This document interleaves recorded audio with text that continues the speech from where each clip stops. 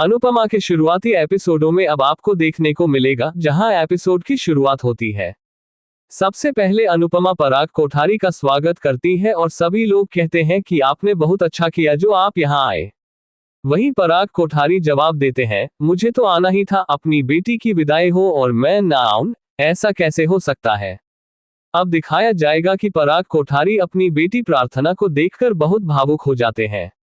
मन ही मन सोचते हैं कि उन्होंने प्रार्थना को कभी सही मायनों में समझा नहीं और जाने अनजाने में उसे बहुत चोट पहुंचाई। वह सभी लोगों के सामने हाथ जोड़कर कहते हैं, मैं आप सबसे माफी चाहता हूं कि अपनी बेटी को समझ नहीं पाया। ये सुनकर सबकी आंखें भर आती हैं। इसके बाद प्रार्थना विदाई के लिए बाहर आती है। पराग जी अंश को आशीर्वाद देकर कहते हैं, मेरी बेटी को हमेशा खुश रखना, मुझे भरोसा है तुम उसे कभी दुख नहीं दोगे। फिर वे प्रार्थना को उसका बचपन का पहला गिफ्ट, खोई हुई चेन, वापस देते हैं। प्रार्थना उसे देखकर भावुक हो जाती है और कहती है, ये तो मेरा पहला गिफ्ट है पापा, जिसे खोने पर मैं बहुत रोई थी। आज आपने मुझे मेरा बचपन लौटा दिया। पराग बताते हैं कि उन्होंने इसे सालों से संभाल कर रखा था ताकि बेटी की विदाई के दिन उसे दे सके। ये सुनकर प्रार्थना की आंखें खुशी से भर जाती हैं और वह अपने पिता को गले लगा लेती है। पराग भी कहते हैं, बेटी, हमने जाने अनजाने में तुम्हें दुख पहुंचाया, लेकिन ये खुशी तुम्हें जरूर देना चाहता था। वहीं दूसरी तरफ परिवार के कुछ सदस्य फुसफुसाते हैं कि पराग जी कभी बड़े बड़े शब्द बोलते हैं और कभी इतने छोटे बन जाते हैं। इस पर बाकी लोग उन्हें चुप कराते हैं। फिर पराग अनुपमा और पूरे परिवार से माफी मांगते हैं और एक एक करके अपनी गलतियां गिनाते हैं। प्रार्थना की मर्जी जाने बिना शादी करना, उसके दर्द को न देख पाना, नीले निशानों को न समझ पाना। वह कहते हैं, बहुत गलतियां हुई हैं मुझसे, लेकिन अब मैं उनका प्रायश्चित करना चाहता हूं।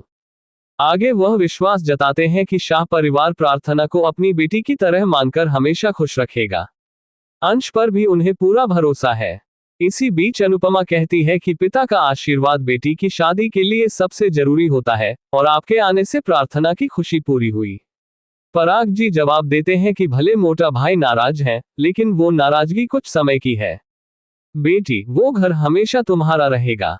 ये सुनकर प्रार्थना भावुक होकर कहती है, आप वर्ल्ड के बेस्ट पापा हो। इसके बाद प्रेम भी आ जाता है और दोनों भाई बहन अपने पिता को गले लगा लेते हैं। माहौल भावुक और खुशियों से भर जाता है। राही उनकी सेल्फी लेती है और सबके चेहरे पर मुस्कान लौट आती है। लेकिन जब सब अंदर चले जाते हैं, पराग जी अकेले रह जाते हैं। बेटी की विदाई के बाद वह टूट जाते हैं और खूब रोने लगते हैं। वह सड़क पर बैठ जाते हैं और अपने आंसू रोक नहीं पाते। अनुपमा यह महसूस करती है और उनके पास बैठ जाती है। वह कहती है, पराग जी, बेटी तो आज भी आपकी ही है। रोने की जरूरत नहीं, आप चाहें तो कभी भी मिल सकते हैं। पराग जी जवाब देते हैं, बेटी की विदाई पर पिता की आंखें भरना तो स्वाभाविक है। अनुपमा कहती है, जीवन में गलतियां भले हुई, लेकिन अब एक नई शुरुआत की जा सकती है। पराग जी अनुपमा से वादा लेते हैं कि वह उनके आंसुओं की बात किसी को नहीं बताएंगी। अनुपमा मुस्कुराकर कहती है, ये राज सिर्फ आपका ही रहेगा। इसके बाद सीन बदलता है और जन्माष्टमी का उत्सव दिखाया जाता है। पूरे धूमधाम से कान्हा जी का जन्मदिन मनाया जाता है। संयोग से उसी दिन अनुज का भी बर्थडे होता है, तो दोनों उत्सव एक साथ मनते हैं। मंदिर में अनुपमा और राही आमने सामने आ जाती है। राही अपनी माँ से कहती है, आप पापा से प्यार नहीं करती। अनुपमा जवाब देती है, मुझे तुझे साबित करने की जरूरत नहीं है कि मैं तेरे पापा से प्यार करती हूँ या नहीं। दोनों माँ बेटी के बीच नोकझोंक होती है और राही कहती है कि डांस कंपटीशन में वह अपनी माँ को हरा कर रहेगी। अनुपमा मुस्कुराकर कहती है, तू हारने के लिए तैयार हो जा। तभी प्रेम आकर झगड़ा रोकता है और कहता है, आज जन्माष्टमी का दिन है, इस दिन लड़ाई मत करो।